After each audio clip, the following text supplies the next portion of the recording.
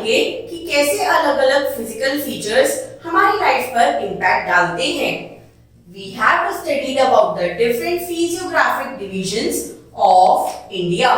It can thus be understood that the lifestyle, activities, etc. of people are different due to the diversities in these regions. People in India experience unity among these diversities. Unity is a distinct feature of India. तो बच्चों, हमने जाना है कि India के अलग अलग physiographic divisions हैं। कहीं पर हैं डेजर्ट्स, तो कहीं हैं प्लेन्स, माउंटेन्स, तो कहीं हैं प्लेट्यूज और कहीं हैं कोस्टल प्लेन्स। तो बच्चों, इन डाइवर्सिटीज की वजह से ही लोगों की डिफरेंट एक्टिविटीज होती हैं, डिफरेंट फूड हैबिट्स होते हैं और डाइवर्सिटीज इमर्ज होती हैं। लेकिन इन सभी डाइवर्सिटीज में भी इंडिया एक यूनाइटेड कंट्री है और यही है इसकी एक डिस्टिंक्ट फीचर। चलिए अब पढ़ते हैं effects of distinct physiographic on climate. Effect of distinct physiography on climate. In the high mountainous regions, the climate is very cold. It is because the higher parts of mountains are always covered with snow. In summers, it is cool, but in winters, due to snowfall, it becomes very cold. तो बच्चों, climate का कैसा असर पड़ता है physiographic divisions पर? जो high mountain peaks होती हैं, ये बहुत ज्यादा ठंडी होती हैं क्योंकि स्नो पीक्स जो होती है बच्चों, ये हर समय स्नो से कवर्ड होती हैं और जिसकी वजह से ये क्लाइमेट को ठंडा बनाती हैं। समर टाइम में भी क्लाइमेट ठंडा होता है, लेकिन विंटर्स में क्योंकि स्नोफॉल होती है और टेम्परेचर बहुत ज्यादा ड्रॉप डाउन हो जाता है, इसलिए ठंड बहुत ज्यादा बढ़ जाती है। नेक्स्ट है हमारे पास plains. The climate of the plains is of extreme type. The summers are very hot while the winters are very cold. There is a great variation in day and night temperatures. तो बच्चों, जो planes होते हैं, यहाँ का temperature extreme होता है। Summers में बहुत ज्यादा गर्मी होती है तो विंटर्स में बहुत ज्यादा ठंड होती है और डे और नाइट का टेम्परेचर भी एक्सट्रीम लेवल पर डिफर करता है। कोस्टल प्लेन्स का क्लाइमेट कैसा होता है? The coastal areas are near to sea, so they have an equable type of climate. It is neither very hot nor very cold. Minor differences exist between the day and night temperatures. बच्चों, coastal regions का climate होता है moderate. Moderate climate का मतलब होता है ना बहुत ज्यादा गर्मी और ना ही बहुत ज्यादा ठंड, क्योंकि ये कोस्टल प्लेन्स होते हैं, coastal areas near to the sea, और यहाँ पर डे और नाइट के टेम्परेचर्स में भी बहुत ज्यादा डिफरेंस नहीं होता है। The Great Indian Desert again has an extreme type of climate. The climate is very hot during the day, whereas the nights are cold. This is because sand heats up and cool down very quickly. तो बच्चों, desert कैसा area होता है? Covered with sand. और sand की property होती है कि सैंड बहुत ज्यादा हीट अप हो जाती है बहुत जल्दी और बहुत जल्दी ठंडी ही हो जाती है। इसीलिए डेजर्ट का टेम्परेचर बच्चों कैसा होता है? एक्सट्रीम। दिन में बहुत ज्यादा गर्मी होती है क्योंकि सैंड बहुत तेजी से हीट अप होती है और जैसे ही रात होती है और सैंड अपनी सारी हीट बहुत जल्दी से लूज करती है, टेम्परेचर बहुत ज्यादा ड्रॉप डाउन हो जाता है और एकदम बहुत ठंड हो जाती है और इसी वजह से डे और नाइट के टेम्परेचर्स भी एक्सट्रीम लेवल पर डिफर करते हैं। The plateau regions are hot in summers and cold in winters. Rainfall is not uniform everywhere over India. Moreover, it is irregular and uncertain. In different regions of India, climate also changes a lot according to rainfall. That is why it is called to have monsoon climate. बच्चों, plateau regions कैसे होते हैं? यहाँ पर भी जो temperature होता है ये डे टाइम में हॉट होता है और समर टाइम में भी हॉट होता है और विंटर्स में हो जाता है ठंडा। बच्चों, अमाउंट ऑफ रेनफॉल जो अलग अलग रीजन्स पर फॉल करती है ये भी डिफर करती है और ना ही ये इवन होती है। कभी बहुत ज्यादा बारिश होती है तो बारिश कभी कभी बहुत कम भी होती है। इसीलिए हमारा जो इंडिया है उसे हम कहते हैं कि यहाँ पर है मॉनसून क्लाइमेट, यानी जो क्लाइमेट अफेक्ट होता है रेनफॉल से, और ये रेनफॉल क्योंकि इरेगुलर पैटर्न पर होती है इसलिए हम इसे कहते हैं मॉनसून क्लाइमेट। चलिए अब जानते हैं कि फूड हैबिट्स कैसे डिफर करती हैं according to the physiography. Food habits and physiography of India. अब हम पढ़ेंगे इंडिया के फूड हैबिट्स और उस पे dependent physiography. In India various regions have different climate and soils, so crops are also different. People mostly consume the crops grown in their local area. Climate, soil, rainfall and temperature play a major role in determining the kind of crop that would grow in an area. तो बच्चों हमें पता है कि India के physiographic divisions different हैं, diverse हैं। इसी वजह से इंडिया में अलग अलग क्लाइमेट और अलग अलग सॉइल पाई जाती है बच्चों, जिसकी वजह से डिफरेंट टाइप ऑफ क्रॉप्स को ग्रो किया जाता है और अधिकतर लोग जो उनके एरिया में लोकली ग्रोन क्रॉप्स हैं उसे ही कंज्यूम करते हैं। बच्चों क्लाइमेट, सॉइल, रेनफॉल और एक पर्टिकुलर एरिया का टेम्परेचर डिटरमाइन करता है कि किस तरीके की क्रॉप को ग्रो किया जाएगा। In mountainous regions land is fertile, so terrace farming is done here. Rice is grown here, but here we mainly find orchards. Orchards are the gardens where fruits like apples, peaches, apricots, not citrus fruits are grown. तो बच्चों mountainous regions का जो land होता है ये कई ज्यादा fertile होता है और यहाँ पर हमें वाटर की अवेलेबिलिटी भी अबंडेंट होती है, इसीलिए राइस जैसे फूड क्रॉप को ग्रो किया जाता है। और बच्चों यहाँ पर हम ऑर्किड्स भी देख सकते हैं। ऑर्किड्स होते हैं the gardens and the trees जो कि फ्रूट्स के होते हैं और ये फ्रूट्स सिट्रस फ्रूट्स नहीं होते हैं। अधिकतर इनमें होते हैं एप्पल्स, पीचेस और apricots. Orchids yield rich crops year after year. बच्चों ऑर्किड्स में ईयर आफ्टर ईयर कई सारी क्रॉप्स को ग्रो किया जाता है। In the plains, the major crops grown is the wheat. It is the most important cereal crop. बच्चों planes में इस तरीके की क्रॉप को ग्रो करते हैं हम, ये होती है हमारी व्हीट क्रॉप जो कि एक इम्पोर्टेंट सीरियल क्रॉप है जिसे हम कहते हैं हिंदी में गेहूं। In the coastal areas, rice is mainly grown. It is because rice need rich fertile soil and abundant water. Both these factors are present in coastal areas. Coconut is also grown in abundance in coastal areas. तो बच्चों coastal areas यानी ऐसे areas जो कि समुद्र के पास होते हैं, यहाँ पर सबसे ज्यादा राइस को ग्रो किया जाता है। राइस को ग्रो करने के लिए फर्टाइल लैंड और अबंडेंस ऑफ वाटर की जरूरत होती है और ये दोनों ही फैक्टर्स फुलफिल होते हैं कोस्टल एरिया में, इसीलिए सबसे ज्यादा राइस ग्रो किया जाता है इन कोस्टल एरियाज। इसी के साथ साथ हम देखते हैं कोकोनट ट्रीज जो कि होते हैं in abundance in coastal areas. In the deserts and peninsular areas, millets like jowar and bajra can be grown. Bajra needs dry climate and low rainfall. बच्चों डेजर्ट्स में मिट्टी होती है और ये कैसी होती है, सैंड होता है और यहाँ पर वाटर की बहुत ज्यादा कमी होती है, प्लस यहाँ पर रेनफॉल भी बहुत ज्यादा नहीं होती है। सिमिलर कंडीशन होती है हमारे पेनिनसुलर प्लेट्यू में। यहाँ पर अच्छी क्रॉप्स जो ग्रो होती हैं ये है ज्वार और बाजरा जिन्हें हम कहते हैं millets.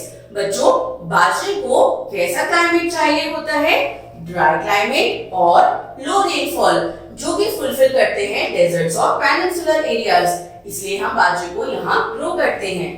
Factors and the physiography of India. अब हम जानते हैं फैक्टर्स और इंडिया की फिजियोग्राफी के बारे में। Physical features affect the climate, which in turn determines the kind of shelter people would build. तो बच्चों फिजिकल फीचर्स क्लाइमेट को अफेक्ट करते हैं और ये डिटरमाइन करता है कि लोग किस तरीके के हाउस को बिल्ड करेंगे उस पर्टिकुलर एरिया के अंदर। In mountainous regions, people build houses with sloping roofs as it allows the rainwater or snow to run down smoothly. बच्चों, क्योंकि माउंटेनियस रीजन्स पर बहुत ज्यादा स्नोफॉल और रेनफॉल होता है, इसीलिए वहां के घरों की जो रूफ होती है ये होती है स्लोपिंग, ताकि ये वाटर और स्नो इजीली स्लाइड ऑफ हो सके from the roof. The areas that experience floods, the houses are constructed on a raised platform on stilts. This keep the house safe in floods as water cannot enter the house. बच्चों, जो flood prone areas होते हैं या फिर मतलब जहां पर पानी इजीली घर में घुस जाता है और बहुत ज्यादा वहां पर फ्लडिंग होती है, वहां पर घरों को बिल्ड किया जाता है ऑन स्टिल्ट. ये होती है स्टिल्ट्स. ये बच्चों क्या करती हैं? ये एक रेस्ड प्लेटफॉर्म प्रोवाइड करती हैं जिस पर घर को कंस्ट्रक्ट किया जाता है और इसी वजह से पानी जो है वो घर के अंदर एंटर नहीं करता है. In areas having hot and humid climate, houses are made of mud having thatched roof. It keeps the houses cool. बच्चों, ऐसे एरियाज जहां बहुत ज्यादा गर्मी और ह्यूमिडिटी होती है, स्पेशली कोस्टल एरियाज, यहाँ पर रूफ को बनाया जाता है मड और थैच्ड रूफ बनाई जाती हैं जिसकी वजह से घर ठंडा रहता है. In the areas where climate is very hot in summers and cold in winters, people have houses with flat roofs. These roofs can be used as a terrace. तो बच्चों, अधिकतर प्लेन्स जहां पर एक्सट्रीम क्लाइमेट हम देखते हैं, यानी summers बहुत ज्यादा गर्म और विंटर्स बहुत ज्यादा ठंडी, यहाँ पर रूफ्स कैसी होती हैं? दे आर फ्लैट, जिन्हें हम एज अ टेरेस भी यूज करते हैं. Now occupations and physiography of India. India की फिजियोग्राफी कैसे ऑक्यूपेशन को डिटरमाइन करती है? Occupation is any work that if done help us to earn money. Occupation बच्चों क्या होता है? जिस भी काम को हम करके पैसा कमाते हैं उसे हम कहते हैं occupation. Different people in our country are involved in pursuing different types of occupations. These depend upon the resources available where they live. तो बच्चों, हमारी कंट्री में क्या सभी लोग एक जैसा काम करते हैं? No, they perform different kind of jobs and they do different kind of occupations. और ये बच्चों ऑक्यूपेशन किस पर डिपेंड करता है? जहां वो रहते हैं वहां कौन से रिसोर्सेज अवेलेबल हैं और किस तरीके का वहां का क्लाइमेट है, ये डिपेंड करता है वो कौन सा ऑक्यूपेशन ऑप्ट करते हैं. People living in mountainous regions are engaged in forestry. As there are thick forests, people do wood cutting, collecting products like wood, gum, resin, etc. Some who have their land grow fruits and vegetables and transport other places. तो बच्चों, mountainous regions कैसे होते हैं? यहाँ पर क्योंकि बहुत ज्यादा बारिश होती है तो थिक वेजिटेशन ग्रो होती है और यहाँ डेंस फॉरेस्ट होते हैं. बच्चों, यहाँ पर जो लोग रहते हैं वो फॉरेस्ट्री में इन्वॉल्व होते हैं.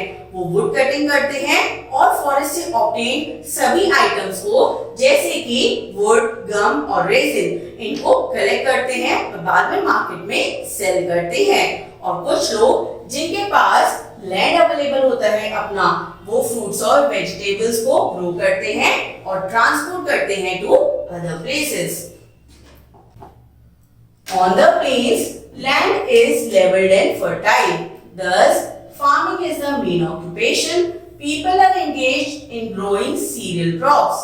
Many important crops are grown in this region. बच्चों, प्लेन्स में लैंड कैसा होता है? ये होता है लेवल, यानी एक ही लेवल का होता है और फर्टाइल लैंड होता है. इसीलिए यहाँ पर फार्मिंग होता है मेन ऑक्यूपेशन. यहाँ पर अधिकतर लोग ग्रो करते हैं सीरियल क्रॉप्स को. और बच्चों, मेन इंपॉर्टेंट क्रॉप्स जो ग्रो होती हैं वो होती हैं यहाँ पर वीट. बच्चों, मेनी इंपॉर्टेंट क्रॉप्स को इस रीजन में ग्रो किया जाता है जिसमें वीट की मात्रा सबसे ज्यादा होती है. Along with farming, animals are also reared for milk, meat, eggs, wool and for plowing the fields and pulling the carts. बच्चों क्रॉप्स को ग्रो करने के साथ साथ यहाँ पर लोग एनिमल को रियर भी करते हैं, यानी पशु पालन करते हैं। और ये एनिमल्स को क्यों रियर किया जाता है? या तो इनसे मिल्क लिया जाता है, मीट लिया जाता है, एग्स लिए जाते हैं, वूल, और कई एनिमल्स को इसलिए हम रियर करते हैं ताकि ये हमारी फील्ड को प्लो कर सके। ये देखिए कैसे एक फार्मर अपने खेत को प्लो कर रहा है और अपने कार्ड्स को पुल करने के लिए भी इन एनिमल्स को रियर किया जाता है। बच्चों काऊ हमें देती है मिल्क, शीप से हमें मिलता है वूल, और हेन से हम अधिकतर लेते हैं एग्स एंड मीट।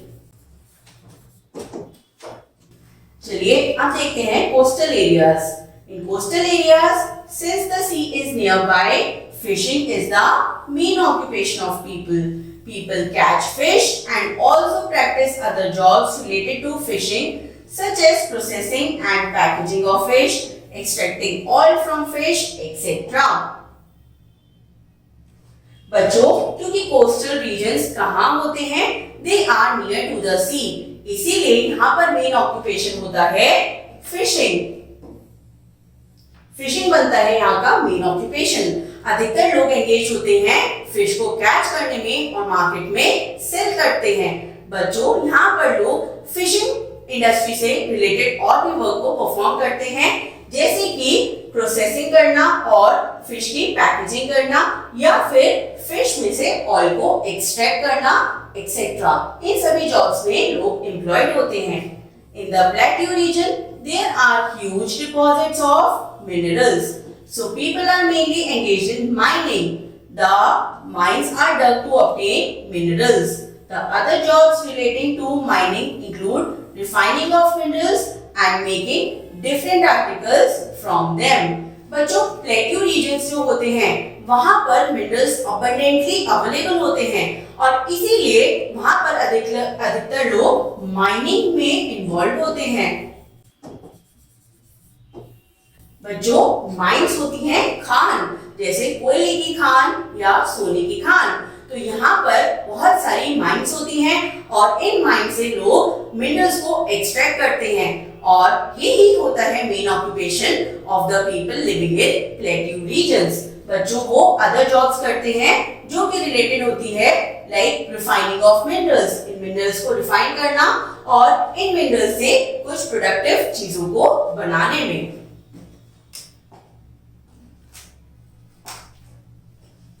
तो बच्चों हम माइनिंग में से जो मिनरल्स को एक्सट्रैक्ट करते हैं उनसे बनते हैं डिफरेंट आर्टिकल्स, जैसे कि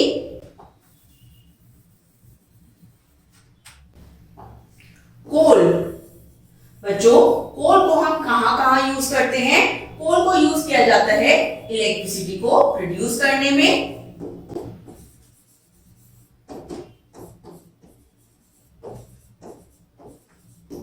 to run machines.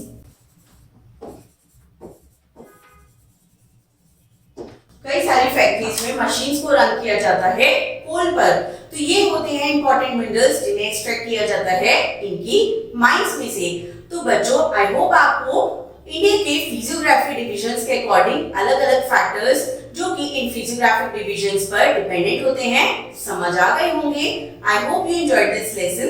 Thank you.